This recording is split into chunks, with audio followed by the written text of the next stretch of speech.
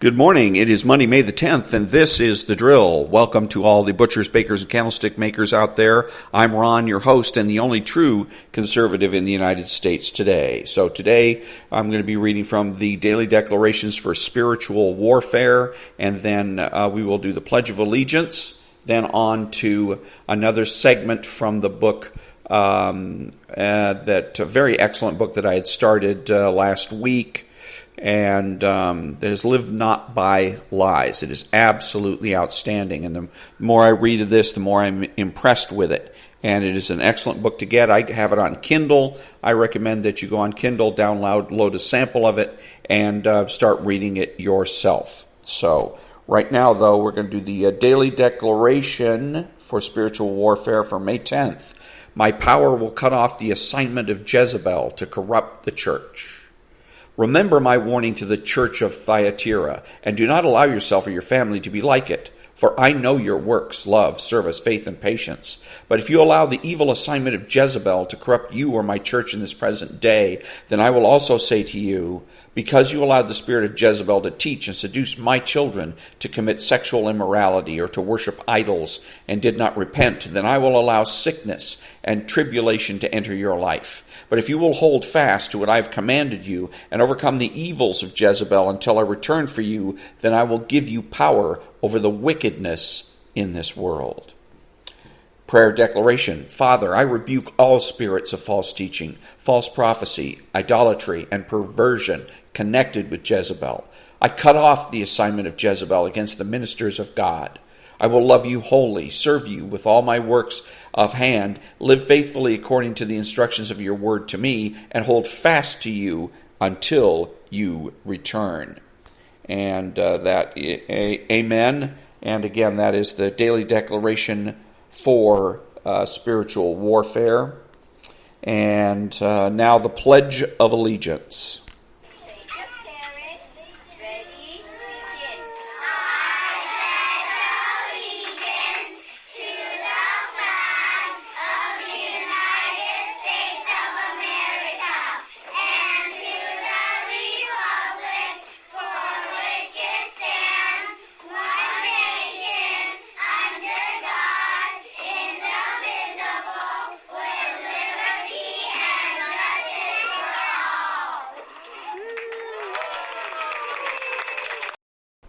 Very good. And now we're going to go to the Live Not by Lies. And this is a section, it's called Modernity is Progress. And it is an absolutely outstanding section here. Alas, devotion to the ideal of progress did not begin with Marx, and it's not limited to Marxists. The most ardent suburban Republican is as much a believer in the myth of progress as the most ideologically rigid faculty Trotskyist. As historian Yuri Slezkine writes, quote, faith in progress is just as basic to modernity as the second coming was to Christianity, unquote. What separates classical liberals of both the left and the right from socialists and communists is the ultimate goal to which we are all progressing and the degree to which they believe the state should involve itself in guiding that progress. Classical liberals are more concerned with individual freedom, while leftists embrace equality of outcome. And classical liberals favor a more or less limited role for the government, while leftists believe that achieving their vision of justice and virtue requires a heavier state hand. President Barack Obama nodded to the myth of progress when he cited a line popularized by Martin Luther King Jr. Quote, the arc of the moral universe is long, but it bends toward justice, unquote. In his second inaugural address, President George W. Bush expressed his faith in it when he declared that the United States is a vanguard of global liberal democracy. Quote, there is only one force of history that can break the reign of hatred and resentment, he said, and expose the pretensions of tyrants and reward the hopes of the decent and tolerant, and that is the force of human freedom, unquote. Bush's war to liberate Iraq for liberal democracy failed, but drinking deeply of that intoxicating rhetoric makes it easy for Americans to forget these things. It's not necessarily because we are foolish. The myth of progress is written into our cultural DNA. Perhaps no country on earth has been more future-oriented than the United States of America. We are suckers for the myth of progress, but to be fair, we have reason to be. Over the relatively short period of our nation's history and after hard struggles, liberal democracy and capitalism have created one of the world's highest standards of living and have guaranteed civil rights and expanded personal freedom to all. Within living memory, black Americans were forbidden in some parts of the country from voting or eating at the same restaurants as whites. That ended in large part because of the U.S. federal government finally acting to make the Constitution's promises good for black Americans too. Sometimes progress is real and tangible. We also believe in progress because of its Judeo-Christian roots. Most ancient cultures have a cyclical view of history, but Hebrew religion and its offshoots, Christianity and Islam, describe history as moving in a linear direction from creation to an ultimate redemption. In Christianity, that redemption will come after the apocalypse and last judgment, in which God's justice will triumph. Again, progress can be real, and for Christians at least, history is moving toward a glorious end after a violent apocalypse, but this does not mean that all changes improve upon the past inevitably. It also doesn't mean that progress, divorced from God, is progress at all. In fact, progress can be very dark in a secular context without a biblical understanding of human fallibility and without the God of the Bible as the author of history and the judge of the earth. Today's progressivism dates back to the 18th century Enlightenment, when its more radical continental exponents secularized Christian hope by replacing faith in God with faith in man, particularly science and technology. Henri de Saint-Simon was a French thinker who became one of the founders of socialism. Saint-Simon and his comrade Auguste Comte were exponents of positivism, a philosophy built on the idea that science was the source of all authoritative knowledge. And I'm going to interrupt here and say it wasn't a philosophy, it was a philosophical theory. Back to the book. Positivists believe that history is primarily a story of the advance of science and technology. They believe that science would eventually end all material suffering. And as science advanced, so too would morality, because it would be based on scientific knowledge, not religion and custom. In England, philosopher John Stuart Mill incorporated positivism into the classic liberal political tradition. In Germany, Karl Marx put it to use in building a radical politics. Marx and his disciples placed a Christian hope in a reward in heaven with the belief that perfection could and inevitably would be established on this earth after a savage apocalypse and through the application of science and science-based politics. Though Marxists took positivism in an extreme utopian direction, positivist values are at the foundation of free market liberalism. Both traditions believe that science drives progress and that progress can be measured by the alleviation of material needs. Contemporary philosopher John Gray says that there's much less distance between liberal Democrats and Marxists than we like to think. Quote, technology, the practical application of scientific knowledge, produces a convergence in values. This is the central modern myth which the positivists propagated and which everyone today accepts as fact, unquote. The original American dream, the one held by the 17th century Puritan settlers, was religious, to establish liberty as the condition that allowed them to worship and to serve God as dictated by their consciences. In our time, the American dream is not a religious ideal, but rather one informed by more positivism than Christianity. For most people, the term means wealth and material stability and the freedom to create the life that one desires. The Puritan ideal was to use freedom to live by virtue as defined by Christian scripture. The modern American ideal is to use freedom to achieve well-being as defined by the sacred individual, that is, a self that is fully the product of choice and consent. The myth of progress teaches that science and technology will empower individuals unencumbered by limits imposed by religion and tradition to realize their desires. In modern politics, anyone can be portrayed as an opponent of progress and is often at a disadvantage because of it. To oppose progress, to be against change, is to stand against the natural order of things. In liberal democracies, the struggle between the right and the left is really a contest between conservative progressives and radical progressives over the rate and details of change. What is not in dispute is the shared belief that the good society is one in which individuals have enough money and personal autonomy to do whatever they like. And I think right there the key is the word personal autonomy, and because I like to use the word independence rather than freedom. Freedom's vague. Independence is more to the point. I want to be independent to do the things I need and want to do. So Let me see what else they have here. To oppose progress is to be against change, stand against the natural order of things. Actually, as I've said before on my podcast, nothing really changes. The Earth has been spinning at the same rate and traveling around the sun at the same rate for millennia. Okay, so change is not the natural order of things. Constancy is. And you have to remember, again, all of this really boils down to an issue ultimately of whether or not you know and understand that the universe is benevolent and that success is to be expected, or whether you pretend that the universe is something to be feared and that failure is to be expected. He was talking in here about, let me see, freedom to live by Scripture. Oh, let's see, the Marxists, blah, blah, blah. Positively, the history is probably a story of advance of science and technology. No, that's not it. Today's progressive dates back to the 18th. Pertaining to science and technology, no, again. Divorce from God is no progress at all, etc. Over the relatively short period of hard struggles, liberal democracy, we can also believe in progress because of its Judeo-Christian roots.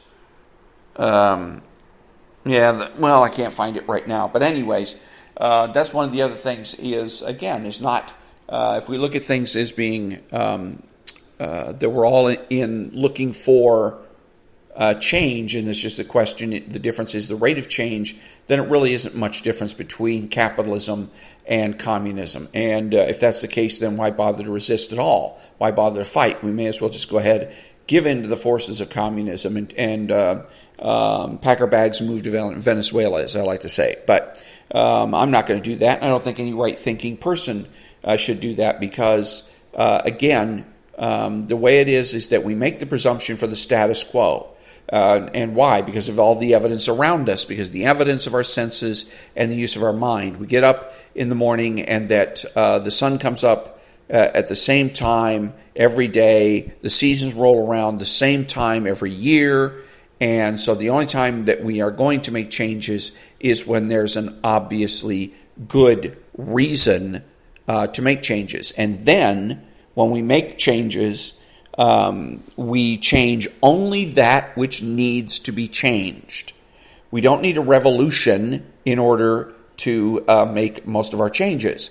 If we look at even slavery, slavery required to be defeated, the most change, it required constitutional amendments to make sure that it didn't come back. But that most of the time it's not, and of course a civil war, and so they required the most change. But we still have our Constitution. We didn't scrap the Constitution. We didn't scrap the democratic way of life and turn ourselves over to a despot. We didn't become a parliamentary kingdom like England, for instance. Say, well, that's it. Because of slavery, the democratic experiment is a failure, so we're going to have to go out and completely redo our government. No. We knew that changes need to be made, but we knew that these were changes that were on the margins, and that we could use our existing system to make the changes necessary so that we are acting in a moral way. And remembering that it was the 13th, 14th, and 15th Amendments of the Constitution that were relevant as far as slavery was concerned, and that at that time, when those amendments were proposed and eventually enacted, it was only white men that could vote. Women didn't get the vote till 1920, and black men didn't get the vote until after the 15th Amendment to the Constitution.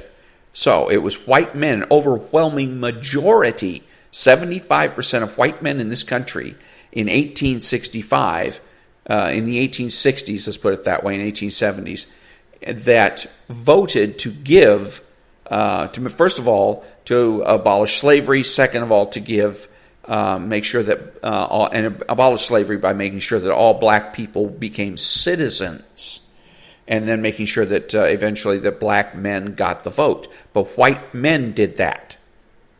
White men were the voters. 75% of white men said yes to that, at least 75%. I don't know what the final tally, whether, for all I know, maybe all the states at the time went ahead and approved it. But anyways, at least 75%, let's put it that way, of white men decided that that was a good idea. So that also puts to bed the theory, the BLM theory, that white men are inherently and let's say incorrigibly racist. Not so. The opposite is true. Okay, so those are mistakes that the conservatives make. One of the mistakes is thinking that we're all on some kind of a march to progress. No, we're not. We make the presumption for the status quo, change when it's necessary, and change only what is necessary. And that when we do that, because it is realistic. So, let me see something else here. And let me see. Here. What separates classical liberals of both left and right from socialists and communists is the ultimate goal toward which we are progressing and the degree to they believe the state should involve itself in guiding that progress. And he's right. Like I said, I look around the country and have for many years, and all I see are two groups of people that hate the country. The left and the right. Both sides hate the country. They just hate it for different reasons. Okay? And so they're trying to reform the country, trying to revolutionize this country so as to realize and reify their fantasies, their dreams, their hopes and dreams for the country. The right has the same ideas that they may hate abortion, or that feel the country's been too secular, or that it has gone to there's too much promiscuity, whatever it is, and they're out to go ahead and reform the country. And the true conservative says reform's not necessary. We take the country as it is, and we make whatever changes that we need to on the margin, and that's the end of that. So, and we also make changes not based on what we believe are progress to an ultimate goal, but we make changes based on right and wrong. If slavery was wrong, so we got rid of it. We made the change. Jim Crow was wrong, so we got rid of it. That's not progress toward an ultimate goal. It is simply correcting mistakes. And that's, again, one of the major differences between being a true conservative and being a reactionary, reactionary traditionalist, or, for that matter, a communist or a socialist. Because if you're ultimately looking for paradise, then you're actually on the left anyways, because it is the left that is all about idealism and trying to create an ideal. Part of the left is libertarianism, because it's trying to create an ideal, the ideal libertarian state. Objectivism is also on the left, because it's trying to create an ideal objectivist state. The true conservative is not interested in ideal. Again, we don't make changes because they are a part of a scheme, a larger scheme towards an ultimate end, but because we understand and know we know things, and because we know things and know them with certainty, we're able to recognize and differentiate between right and wrong. And when we see that something is wrong, we move to correct it. So, there you go. It's an excellent book, and next time coming is the segment called Progress as Religion. So, back in a minute.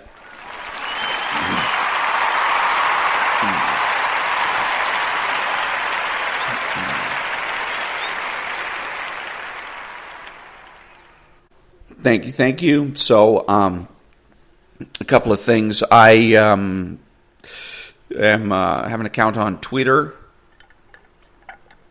and it's called The Drill. Just look up The Drill, and you can find my Twitter account if you care to follow it. And so one of the things I like to do on Twitter, besides blocking communists and socialists, but is to respond to people that aren't doing a very good job of defending the country, defending conservative, or defending or even expressing conservatism properly. And one of my favorite foils is the GOP. I follow the GOP on Twitter, and they're always complaining about one thing or another. This is happening, or old Joe is doing this, or whatever. And I always have the same response for them, which is, other than fundraising, what are you doing about it? Because the fact of the matter, the party, the GOP, the RNC, they do nothing except fundraising. They fundraise to get to elect fundraisers, to put it in a nutshell. So that's one of them. And let me see here. No, I'm not going to go ahead and look that up. The other thing that I do is subscribe to petroleum companies and associations that promote the use of petroleum, because just a second. There we go. So promoting the use of petroleum, because again, it's not good enough the way most people on the right, the Hugh Hewitts of the world, are going about defending our lifestyle, for lack of a better term. We use petroleum, and it's used around the world because it's the best source not only of energy but of power that is available to the people in the world, and that has to be promoted. What you get now is from the Hugh Hewitts of the world in regards to petroleum and with regards to handguns is an apology. So the left will complain about oil and make up things, various scary stories about oil and how polluting and terrible and awful it is. And Hugh Hewitt and Sean Hannity will say, basically they're saying, I'm sorry, yeah, you're right, it really is a crappy source of energy and a crappy source of power, but it's the best we have. No, there's no reason for us to be approaching it that way. We should be proud of it. We found a source of energy. We're looking for a source of energy that could power not just my house, your house, but power the entire country. And we found coal, natural gas, and oil to do that, to run our cars with, to run our air conditioners, and ultimately even to run our smartphones. So, but we have to promote. Same thing with Second Amendment issues. Sean Hannity's of the world say, well, yeah, I know guns are scary and evil and they kill people, but, we're sorry about that. But guess what? Second Amendment, sorry. It's just so weak. It's so flaccid. Bullshit. What we should be doing is going out and promoting guns. Going out and saying, trying to create laws that, if not just allowing people, there are some places in the country in which I think gun ownership is mandated. You're going to live here. You're going to be a resident here in this county. You're going to own a gun. And so we should be more into that kind of thing. If you want to stop the left, you're not going to do a very good job by just simply, as William F. Buckley put it, standing athwart history yelling stop, because nobody's going to listen to you. They're just going to bowl you over. You have to use some force and some energy in going the opposite direction. They want to destroy guns. Our job is to promote them, promote target shooting, promote all the good legal uses of guns, self-defense, of course, and so we have to go ahead and do that. Along those lines, I just got my Mobile Oil T-shirt because I went online and bought, and I'm going to buy some other ones. There's Exxon, there's Chevron, etc. So I'm going to get a whole series of T-shirts that are promoting particular oil companies, and I recommend that you do the same thing. But get T-shirts that promote Remington and Smith & Wesson and whatnot. I'm not just pro-Second Amendment, I'm pro-gun. Whether it's a rifle, a shotgun, a handgun, a wheel gun, whatever it happens to be, I'm pro-gun.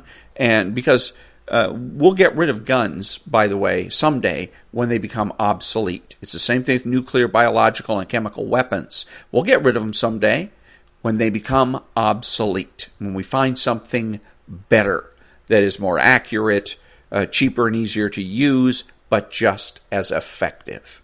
Okay, and we use guns because, again, bow and arrows are basically obsolete. They're done. So promote guns. Don't just defend the Second Amendment.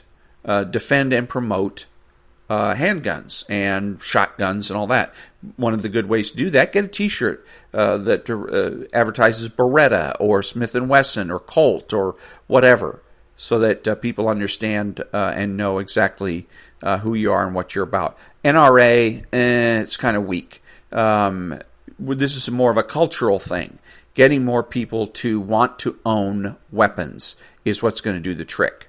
Instead of trying to be a member of an organization that really seems to do nothing else. It seems to be like the NRC and do nothing other than fundraising. It always sees another opportunity to fundraise, but it doesn't always see a good opportunity to be effective. So, and we don't need it. We don't need to form a group, some type of official groups, whether it's the NRA or anything else, to be effective as individuals.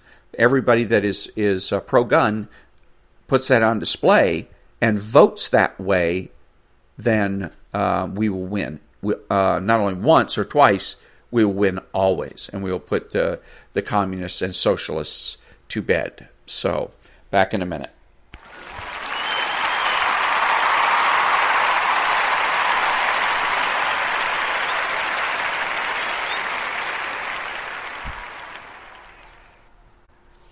Thank you. Now, there may be those of you that are asking, okay, well, that's all fine and dandy, Ron, to promote oil and to promote guns, particularly guns, but what about mass shootings? As we've had many mass shootings just in the past week. We had some more, I believe there was another one today, there was some over the weekend, a couple of them over the weekend, and so what do we do about that? And it is a recent phenomenon. We've had guns for over 100, 150 years, and or longer than that, since the beginning of the start of this country, we've had guns. But mass shootings, mass killings are a recent phenomenon since the 60s. I believe it was 1966 when you had the Texas Tower massacres or murders. So a guy got up with a rifle up in the towers at the University of Texas in Austin and killed many people before being killed by the police. So, what do we do about this? Let me explain to you that actions have consequences, and that when you're in the process, of promoting violence, when you're going to go out and you're going to promote violence, and this is what's been going on since the 60s, is the promotion of violence, a violent change of revolution.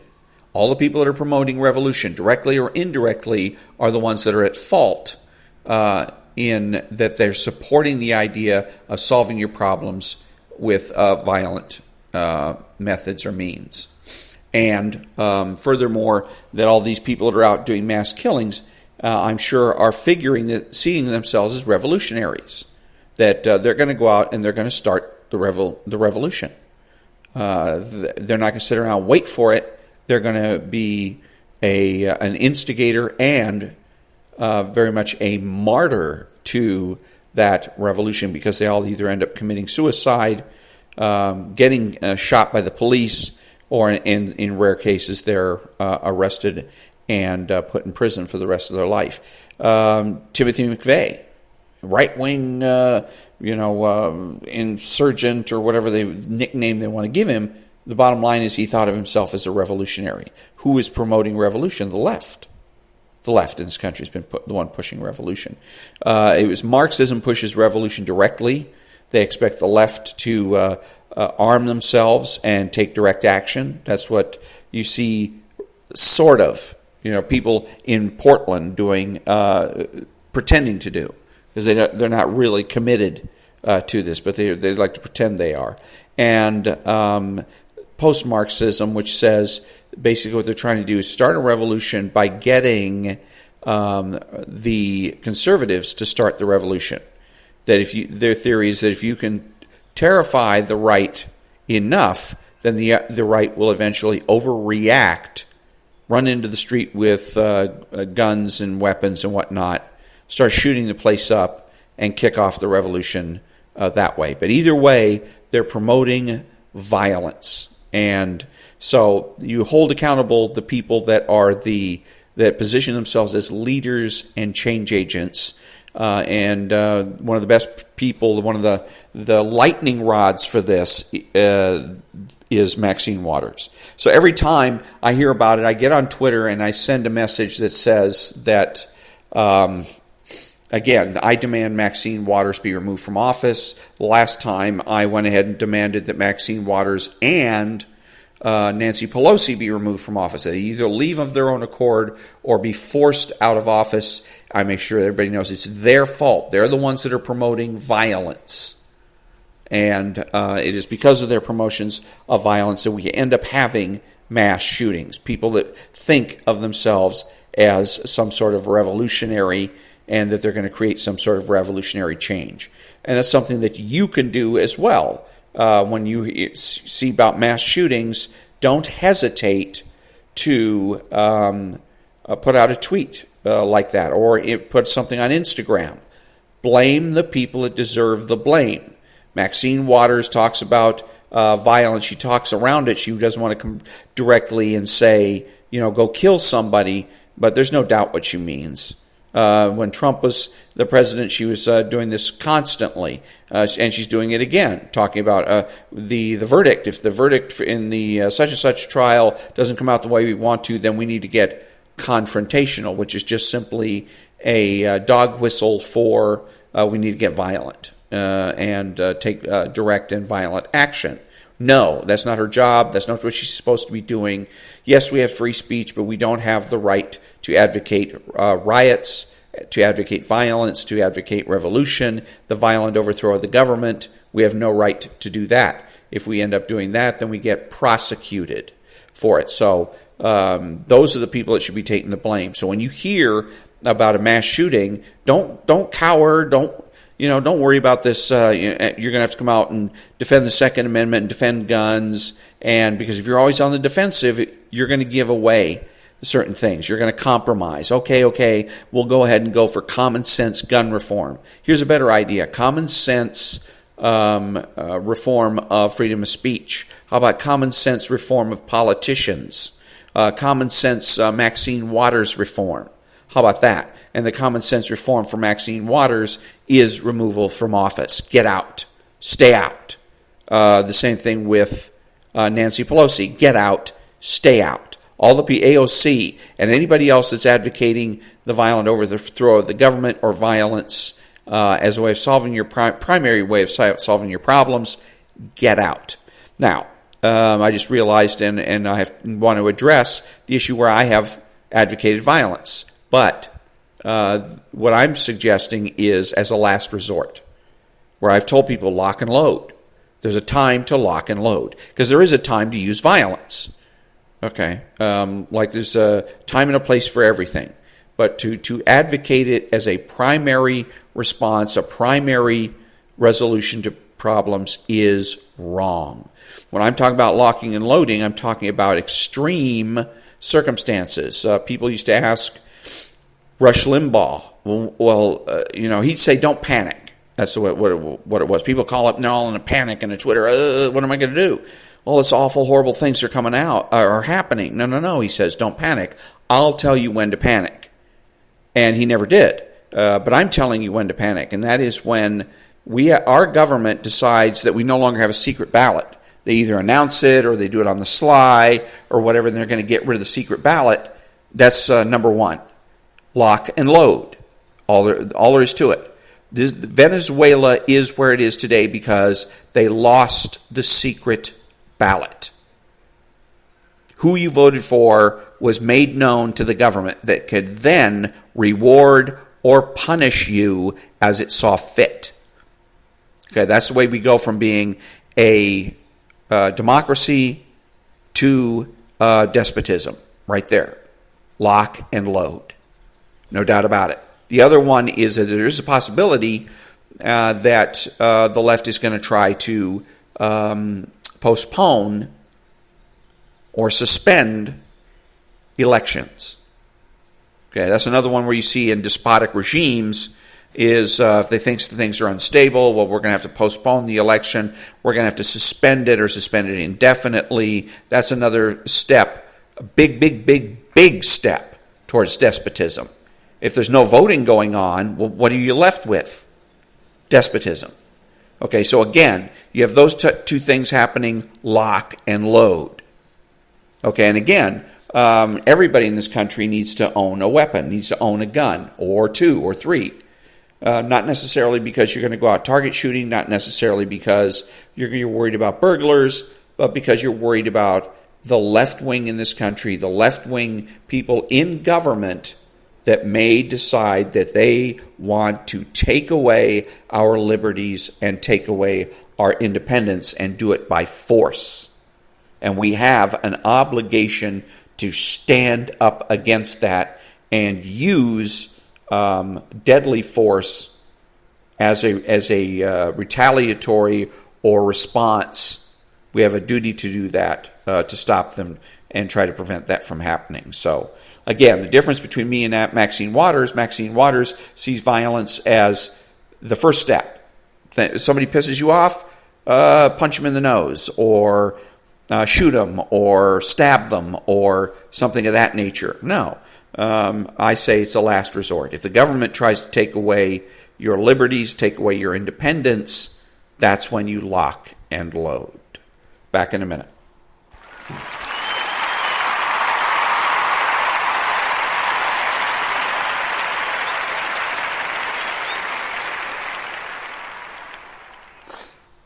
Thank you. That brings me to the conclusion of another episode of The Drill. And until next time, be smart, be honest, and be beautiful. And I say honest and smart and beautiful because those are words that the left doesn't want to use. As far as they're concerned, everybody is, I guess neutral. There's no smart people, there's no beautiful people, and there's no honest people. And if there's no honest people, that allows you, of course, to get away with lying. So be honest, be smart, be beautiful, and remember that the left has no authority, no power, and they can't win.